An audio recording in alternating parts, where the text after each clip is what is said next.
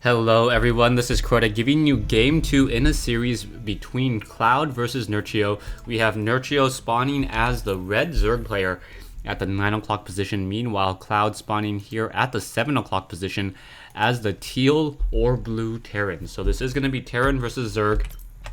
I would be very surprised if any of them decided to change any of their races. And I should do this right now. I know some of you guys have been dang it, where is that? Gameplay hidden. There you go. Alright, so there. I know some of you guys were like, get rid of those menu bars on the top left hand corner, they get in the way. They are now removed. Anyways, Cloud spawning as the blue Terran player, Nerchio spawning as the red Zerg here on Shattered Temple. Overlord surprisingly not scouting out in the typical direction, so it is now scouting out along the far side, trying to position itself over here, and that is going to be an interesting move. We'll see whether or not Cloud moves out with his one SCV over here to see if his opponent has spawned in that location as well. Nerchio finally moving out with an Overlord, his second Overlord in fact, so the timing on it is just going to be a little bit different. SCV finally making its way out across the map as well. We may get a drone coming out in just a moment, or we may just have an expansion attempt. That I think that's what Nerchio is going to try to be doing, trying to set up an expansion very early on here, as we also have a low ground barracks being placed by Cloud. So Cloud opting to go for a low ground racks. He may follow it up with a second low ground racks, or is he going to go for a refinery?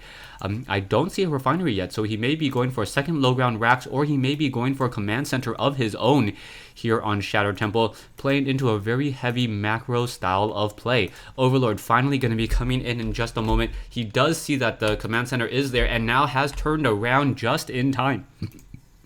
So Nerchio finding out where his opponent is first, and that will help him out tremendously as Cloud now upgrading to an orbital command over here, training up a Marine, and we should be getting a command center here in just a moment. The barracks set up in such a way so that Zerglings have to walk all the way around in order to be able to get into position here. This is going to be a 16 racks in just a moment, waiting for it. There you go. 16 command center after a barracks, and now one Marine going to be in position as the drone finally coming in to do some scouting. The drone now trying to see if it can walk by. Taking some damage already. We'll see that a command center is in play.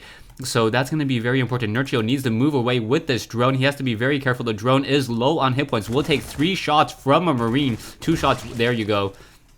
Before finally getting taken down. A second Marine now being trained as this SCV is now on the move as well. So this is going to be a fast expansion attempt followed by double refinery in order to catch up in terms of gas. A very macro style of play that I've been seen a lot more recently, especially against Zerg, where you know that your Zerg opponent most likely will be trying to go for a fast expansion as well.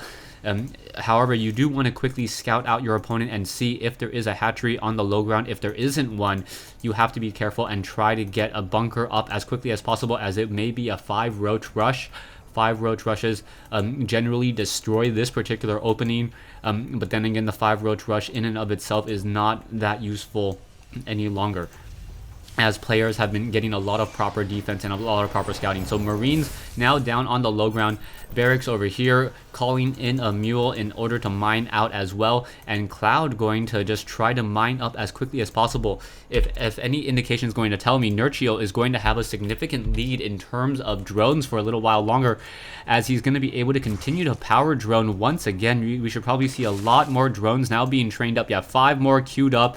This one over here, a second queen now being trained over here as well. So he's going to be able to queue up anywhere from 6 to 10 drones at a time, as a second barracks is now coming into play. A very nice wall off technique, making it so that Zerglings are not able to come in until they try to run through here. The SCVs can turn around on them, and then the Marines are able to get a lot of free damage on those units. SCV now doing some scouting will be able to come in here, and it may get picked apart by those Zerglings. Has to be very, very careful, as now a queen now makes its way over to try to join in on that fight. That SCV is low on hit points already, as we are now going into double Hellion or double factory Hellions. So this is going to be a lot of Hellions, and perhaps effective use of Hellions here on Shattered Temple.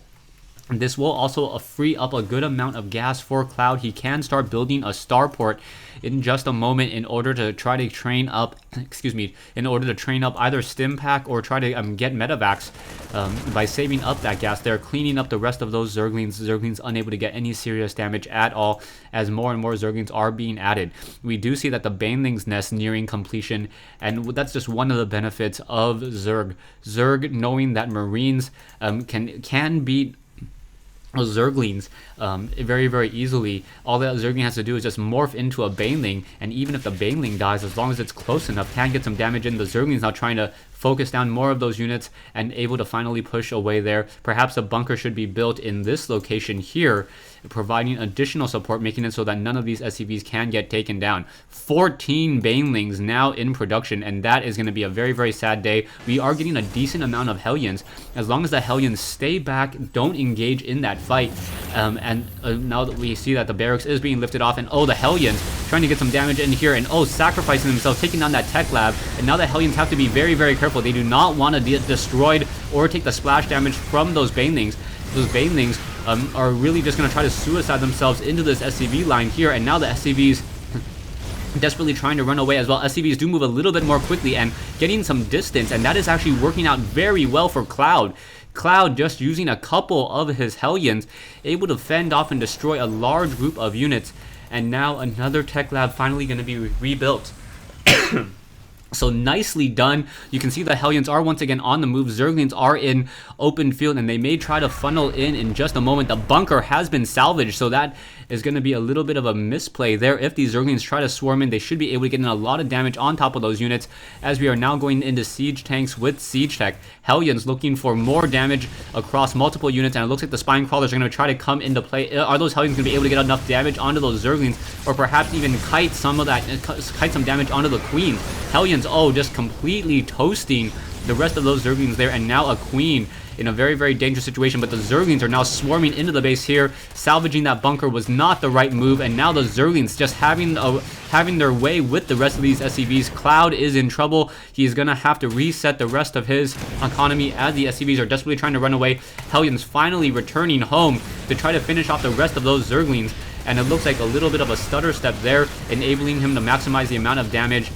But the damage has been dealt. 19 SCVs versus 46 drones. At this point, Cloud needs to move out. He needs to get as much mileage as he can. Production-wise, more Marines are still being trained. And now it looks like he's not going to try to push out with what he has, but try to get back and fight his way economically into the game. That is going to be a difficult proposition, especially when you take a look at the economy. 1,400 versus 1,000. And that is with the additional help of some mules over here, 3 of them in fact, in order to try to get back in. But total resources 1,700 versus 12, never a good sight, as those Hellions look to deal as much damage as possible. Zerglings now coming in, and now Roach is going to be able to snipe down some of those Hellions. Trying to stutter step and unable to do so.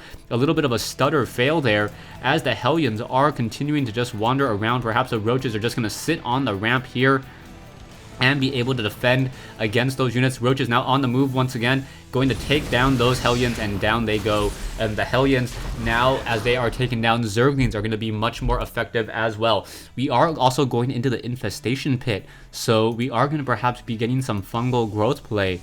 And fungal growth dealing 36 damage towards Marines, a large amount of damage, and then also immobilizing them for 4 seconds. Roaches now making their way over towards the destructible rocks. Roaches easily can take down these destructible rocks here. High damage over a slow attack rate, better than low damage and fast attack rate, especially against high armored buildings such as this. Rocks now destroyed. Roaches perhaps going to try to do a containment here. There are a fair number of siege tanks though, so these siege tanks are going to be able to melt away many of those Zerglings and those Roaches before they get within combat range, especially with that large group of Marines towards the front. But the pathogen glands now being researched, and we should start seeing some infestors now being queued up, as well as those infestors would start off with 75 energy are ready, enabling them to be able to get off that fungal growth. We are now also going into a Spire as well, as a Zerg player has a large amount of gas. One infestor now being trained. Perhaps he just needs a couple more minerals in order to get additional infestors as well. I think 4 to 5 infestors with a couple Mutalisks would be a very, very strong unit combination at this point in the game. Cloud now clawing his way back in, 45 SCVs. You can see that the income is starting to catch up in favor of Cloud, as Cloud did have an additional orbital command, able to call down even more mules, and that is why he has a mineral advantage. But don't be deceived, there is a large difference in gas, and gas armies are generally higher tier and stronger armies. Roaches, infestors, mutalisks, very, very powerful units if they are uncountered on the field. Starport now being placed down, double training medevacs, most likely a scenario as what SCVs most likely going to be transferred over as well. Yes, 12 SCVs being transferred over here, and more mules being called down once again. And now Nerchio just taking his time, getting more infestors, getting some corruptors as well, and also going into a greater Spire. So we are now only a mere 15 minutes into this game, and a greater Spire underway. This is going to cause a nightmare for Cloud, as the greater Spire is going to start dropping broodlings, and those broodlings are then going to start causing splash damage from those siege tanks. If Marines try to engage, they're just going to get fungal growth by those infestors bringing up the rear, and with that fungal growth, another broodling would just splash on top of them, and then more damage would be dealt. One Marine sitting over here, these roaches just funneling in against this backdoor set of rocks.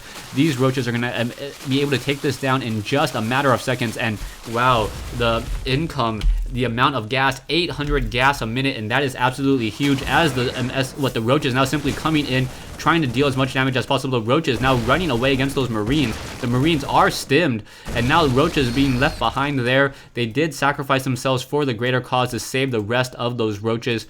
The roaches unable to swarm. Now, Nerchio still getting a lot of gas and still getting more infestors. We have a decent amount of infestors. More importantly, some of these infestors have over 150 energy, or will have over 150 energy. I'm sure that Scanner Sweep revealed those corruptors, and now with corruptors being revealed, yeah, Vikings now being built, as he must be suspecting broodlords. Siege tanks and Marines now trying to come back as well, but those Vikings also take additional damage from those infestors as fungal growth as well. Maybe even a couple of infested Terrans may be launched out. There are a decent number of corruptors trying to counter, and even more infestors. So mass infestors here on Shattered Temple. Infestors, I believe, just melt apart Marines, and I think as more and more higher tier players use them, those infestors are just going to become more and more critical, forcing Terran players to have to utilize Ghost against Zerg. Another set of destructible rocks now going to be taken down. We are only 18 minutes into this game, and almost 3/4 of the base is currently being mined or will be mined out, as another hatchery coming into play over here. Nerchio almost sitting at 200 food, and with a stronger economy should be moving out in just a mere moment. Corruptors are now just looking out to see where those Vikings are. We have a fleet of Vikings in the air. That is a large amount of Vikings that can shoot down those broodlords very, very easily. And the broodlords, broodlords will be launching broodlings that have the missile or the claw attack upgrades and the armor upgrades as well. So those broodlings are going to be very difficult to take down. Corruptors still being added. The broodlords do move relatively slowly, the same movement speed as a carrier.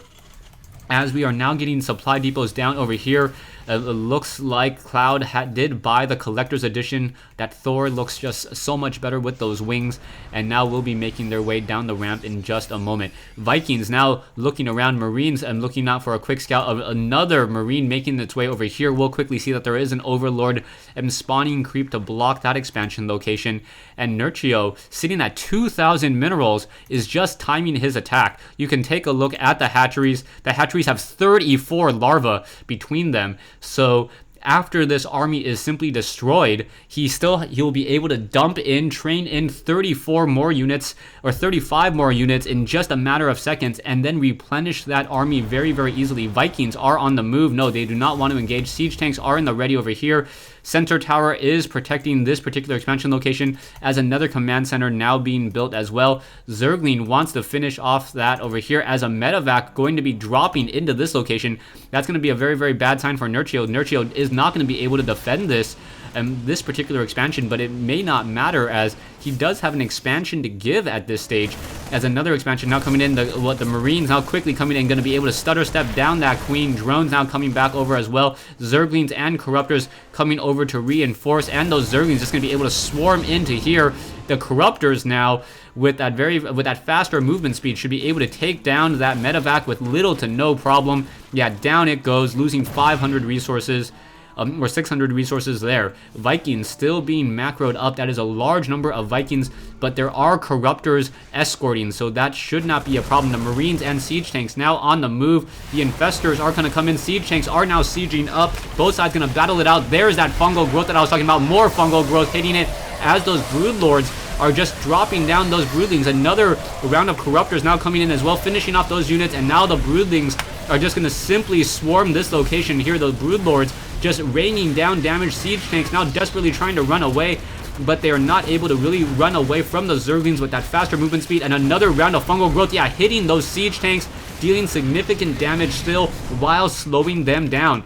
We still have a fleet of, I don't know, can you really call a fleet of flying, a fleet of living things, a fleet? Anyways, a large, or half a dozen group of Broodlords pushing in, and now Cloud says GG. So Cloud losing this game here on Shatter Temple. A very effective use of fungal growth dealing a large amount of damage, undodgeable, and with that, and in a short amount of time, really affecting the Vikings. The Vikings could not get within combat range and could not focus down those Broodlords since they were separated. And after 2 chain fungal growths, those Vikings were essentially down to 25 hit points. I believe, or yeah, somewhere in the realm of 25 hit points, allowing those Corruptors to just finish them off and take them down. Thanks for watching. Thanks for listening. I hope you guys enjoyed this 1v1 replay and game 2 in this series between Cloud and Nerchio.